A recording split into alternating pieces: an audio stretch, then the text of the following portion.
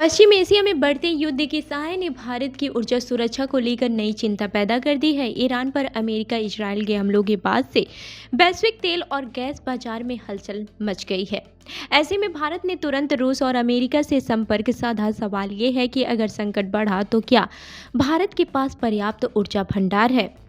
बता दें कि पश्चिम एशिया में तनाव बढ़ने के साथ ही भारत ने अपनी ऊर्जा जरूरतों को सुरक्षित रखने के लिए सक्रिय कूटनीतिक कदम उठाने शुरू कर दिए हैं। ईरान पर अमेरिका और इजरायल के हमलों के बाद से वैश्विक तेल और गैस आपूर्ति को लेकर अनिश्चितता बढ़ गई है, जिससे भारत की चिंता भी गहरी हुई है। इसी बीच रूस और अमेरिका दोनों ने भारत को आश्वासन दिया है कि जरूरत पड़ने पर वे तेल और गैस की आपूर्ति बढ़ाने के लिए तैयार हैं। भारत के दौरे पर आए अमेरिकी विदेश मंत्रालय के वरिष्ठ अधिकारी क्रिस्टोफर लांडो ने नई दिल्ली में आयोजित रायसीन डायलॉग में कहा कि अमेरिका भारत की अल्पकालिक और दीर्घकालिक ऊर्जा जरूरतों को पूरा करने में मदद करने के लिए तैयार है। उन्होंने यह भी संकेत दिया है कि ऊर्जा के वैकल्पिक स्रोतों के रूप में अमेरिका भारत के लिए एक मजबूत विकल्प बन सकता है। वहीं भारत में रूस के राजदूत डेनिस अलीपोव ने भी साफ कहा है कि रूस भारत को ऊर्जा आपूर्ति बढ़ाने के लिए हमेशा तैयार है। हालांकि इन आश्वासनों के बावजूद भारत की चिंता पूरी तरह से खत्म नहीं हुई है। इसकी सबसे बड़ी वजह कतर से आने वाली एलएनजी आपूर्ति है। भारत अपनी कुल एलएनजी जरूरत का लगभग 40% कतर से आयात करता है। कतर में उत्पादन प्रभावित होने की खबरों ने वैश्विक गैस बाजार में हलचल पैदा कर दी है।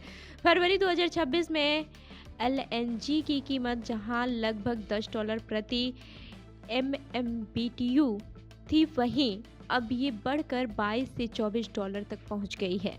भारत सरकार के अनुसार फिलहाल देश के पास करीब 25 दिनों का कच्चे तेल का भंडार और लगभग 25 दिनों के पेट्रोलियम उत्पादों का स्टॉक मजबूत। भारत सरकार के अनुसार फिलहाल देश के पास करीब 25 दिनों का कच्चे तेल का भंडार और लगभग 25 दिनों के पेट्रोलियम उत्पादों का स्टॉक मजबूत है, यानी कुल मिलाकर करीब 50 दिनों का ऊर्जा भंडार उपलब्ध है।